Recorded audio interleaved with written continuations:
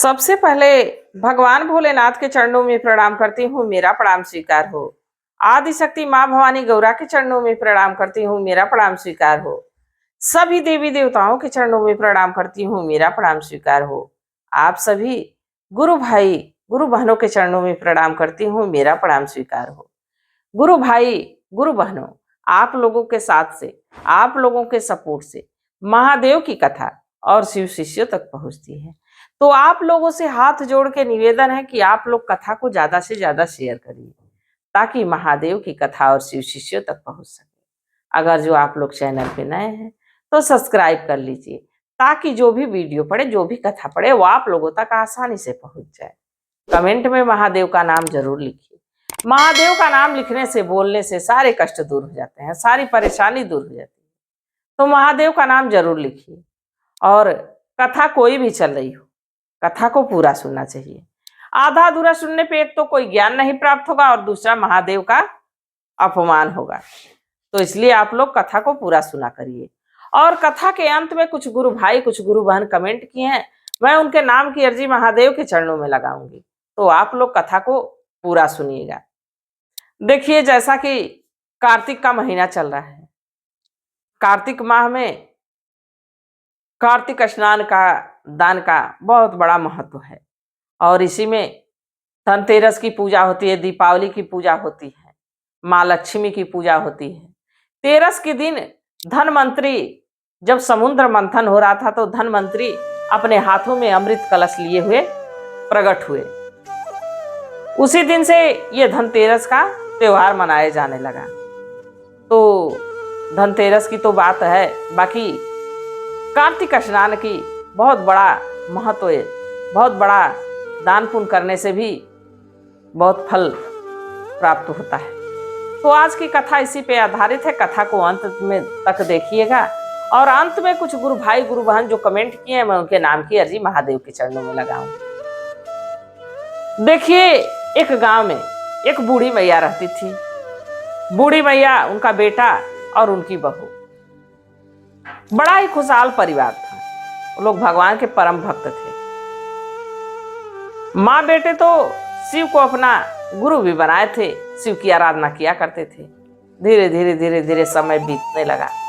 इसी तरह कार्तिक का त्योहार आया। कार्तिक मास का महीना आया।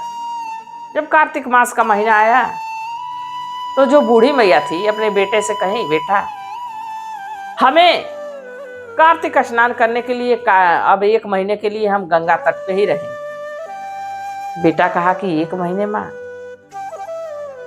अब बेटा गया अपने पत्नी के पास, कहा, देखो भाग्यवान, माँ गंगा स्नान जाना चाहती है। ऐसा काम करो कि मैं कुछ मेवा ला देता हूँ, उसके खूब बढ़िया से घी डाल के लड्डू बना दो, माँ को दे देना। कम से कम 30 लड्डू बनाना कि रोज रोज माँ खाए तो ताकत बनी रहे, माँ को कोई दिक्कत नहीं होनी चाहिए। देखिए, ये बेटे का भाव होता है माँ के प्रति। माँ तो आपको बचपन में नमक रोटी खाई, पर आपको बढ़िया से बढ़िया भोजन कराने की कोशिश की। ये माँ होती है। अपने रूखी सूखी काटती है, पर बच्चों के लिए अपना सब कुछ व्यवस्था करती है। अब जब ये बात बूढ़ी मैया की बहू सुनी तो जल भुन गई, गुस्से में लाल हो गई कि देखो तो बुढ़ापा का समय आ गया है, उनको मेवा का लड्डू खिलाएंगे। लड़का गया बाजार, तो अपना गड़ी छोहाड़ा, किशमिश बादाम सब कुछ खरीदा, लेके आया, अपनी पत्नी को दिया, घी लेके आया। कहा कि देखो भाग्यवान, इसको खूब बढ़िया से, खूब मरम्मत से, साफ सफाई से लड्डू बना दो, माँ को कल पहुंचाना है, कल से कार्तिक स्नान।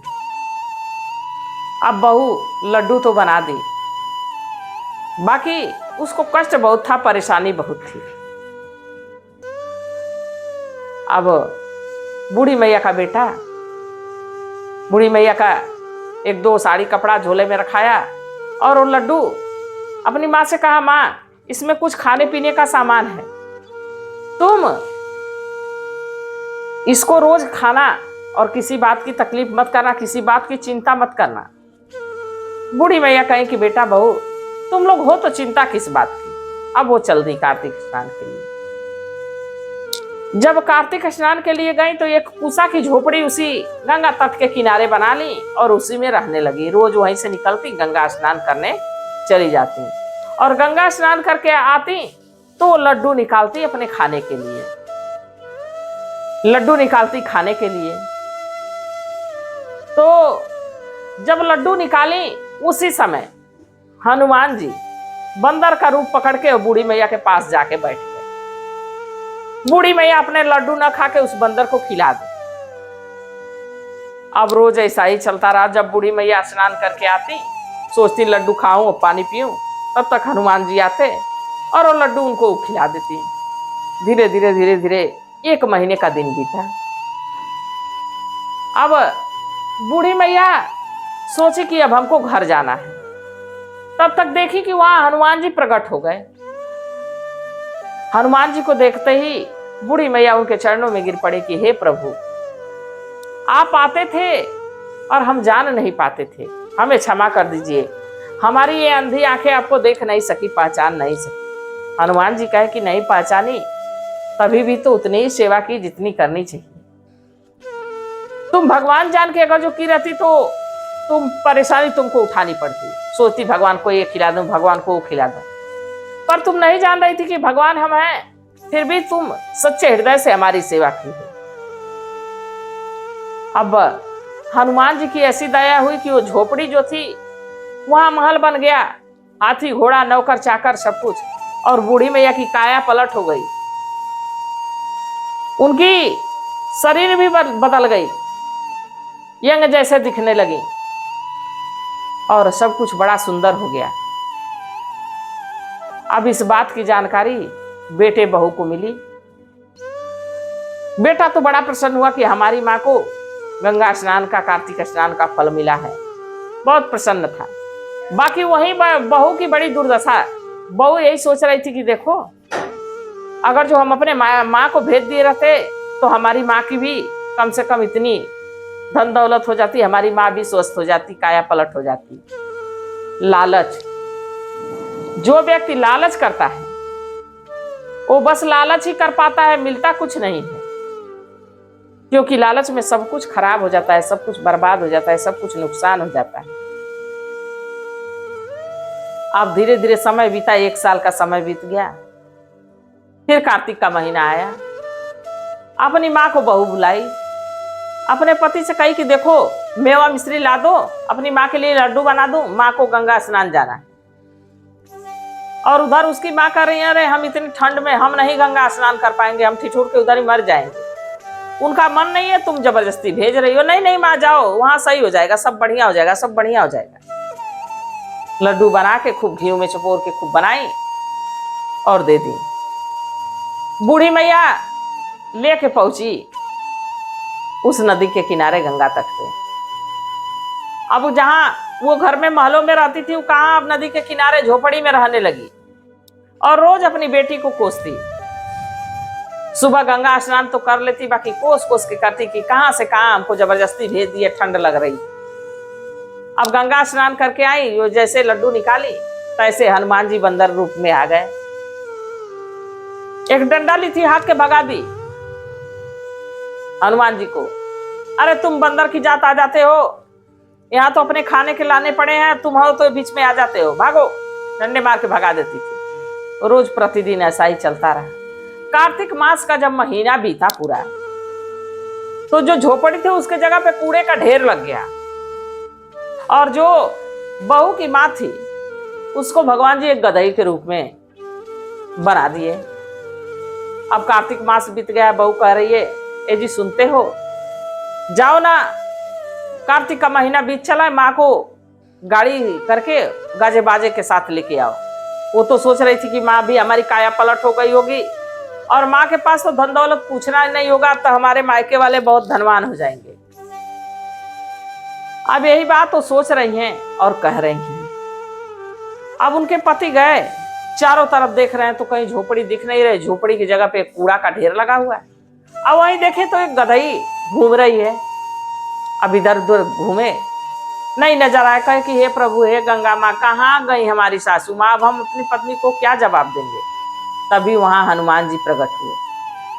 हनुमान जी कहे कि पुत्र तुम्हारी सास से गदही बन गई है और जो झोपड़ी थी वो कूड़ा का ढेर बन गया है।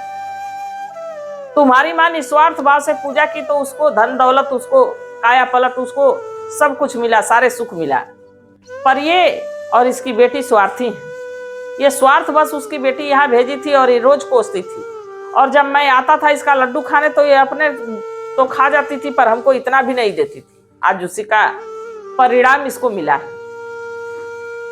लड़का हाथ जोड़ के खड़ा हो गया कि हे प्रभु हमारी इज्जत का सवाल है, आप ऐसा ना करें, अपना श्राप वापस ले लें। अब हनुमान जी फिर से काया पलट किए। वो अपनी अवस्था में तो आ गई पर इतनी बीमार, वो घी और वो मेवा खा के इतनी बीमार हो गई थी कि शरीर भी सूख गया था।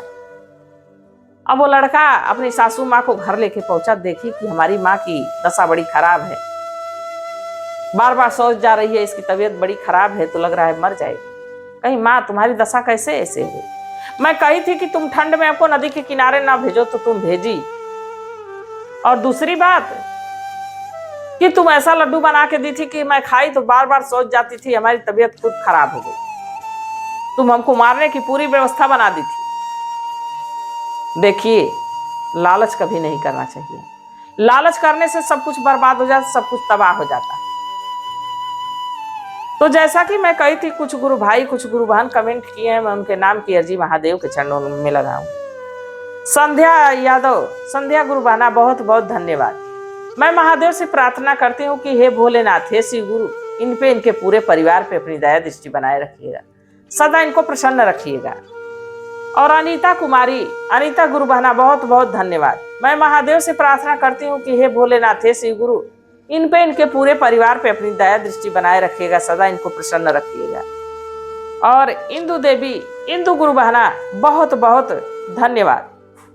मैं भगवान से प्रार्थना करती हूँ कि हे भोलेनाथ, हे शिव गुरु, इन पे इनके पूरे परिवार पे अपनी दया दृष्टि बनाए रखिएगा, सदा इनको प्रसन्न रखिएगा। हाँ गुरु बहना, अपने नाम के साथ साथ अपना पता भी जरूर साझा करिए।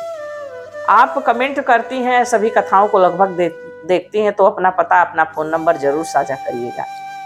और पिंकी केसरवानी, इन्होंने कहा है कि मुझे 10 साल शादी को हो गया है, आज तक कोई संतान नहीं हुई। गुरु बहना, शिव को गुरु बनाइए, शिव की आराधना करिए और सच्चे हृदय से करिए, जरूर भगवान आपकी सुनेंगे। हम सब मिलके, आप सब मिलके गुरु भाई गुरु बहनों से निवेदन है कि इनके लिए प्रार्थना करें, इनके लिए दया मांगे कि हे प्रभु इनकी गोद को भरिए, इनको पूर्ण रूप से औरत बनाइए। देखिए जब तक एक औरत एक माँ नहीं बनती है तब तक वो पूरी नहीं होती है। तो हे प्रभु इन पे दया करिए, दया करिए, हे शिव गुरु दया करिए। और प्रीति गुप्ता, प्रीति गुरु बहना कमेंट करने के लिए बहुत बहुत धन्यवाद। मैं महादेव से प्रार्थना करती हूँ कि हे भोलेनाथ, हे शिव गुरु, इन पे इनके पूरे परिवार पे अपनी दया दृष्टि बनाए रखिएगा, सदा इनको प्रसन्न रखिएगा। और नरेश प्रसाद, नरेश गुरु भैया बहुत बहुत धन्यवाद। मैं महादेव से प्रार्थना करती हूँ कि हे भोलेनाथ, हे शिव गुरु, इन पे इनके पूरे परिवार पे अपनी दया दृष्टि बनाए रखिएगा, सदा इनको प्रसन्न रखिएगा। और शुभम चौहान, शुभम गुरु भैया बहुत बहुत धन्यवाद। मैं महादेव से प्रार्थना करती हूँ कि हे भोलेनाथ, हे शिव गुरु, इन पे इनके पूरे परिवार पे अपनी दया दृष्टि बनाए रखिएगा, सदा इनको प्रसन्न रखिएगा, खुश रखिएगा। और प्रेमलता कुमारी गुरु बहना कमेंट करने के लिए बहुत बहुत धन्यवाद। मैं महादेव से प्रार्थना करती हूँ कि हे भोलेनाथ, हे शिव गुरु, इन पे इनके पूरे परिवार पे अपनी दया दृष्टि बनाए रखिएगा, सदा इनको प्रसन्न रखिएगा। और निरुपमा सिंह, निरुपमा गुरु बहना बहुत बहुत धन्यवाद। मैं महादेव से प्रार्थना करती हूँ कि हे भोलेनाथ, हे शिव गुरु, इन पे इनके पूरे परिवार पे अपनी दया दृष्टि बनाए रखिएगा, सदा इनको प्रसन्न रखिएगा। और गीता देवी, गीता गुरु बहना बहुत बहुत धन्यवाद। मैं महादेव से प्रार्थना करती हूँ, हे भोलेनाथ, हे शिव गुरु, इन पे इनके पूरे परिवार पे अपनी दया दृष्टि बनाए रखिएगा, सदा इनको प्रसन्न रखिएगा। और देवेंद्र सिंह गुरु भैया, आप लगभग सभी कथाओं को देखते हैं और कमेंट भी करते हैं, इसके लिए बहुत बहुत धन्यवाद। और मैं भी महादेव से प्रार्थना करती हूँ कि हे भोलेनाथ, हे शिव गुरु, इन पे, इनके पूरे परिवार पे अपनी दया दृष्टि बनाए रखिएगा, सदा इनको प्रसन्न रखिएगा। इसी कामना के साथ हर हर महादेव।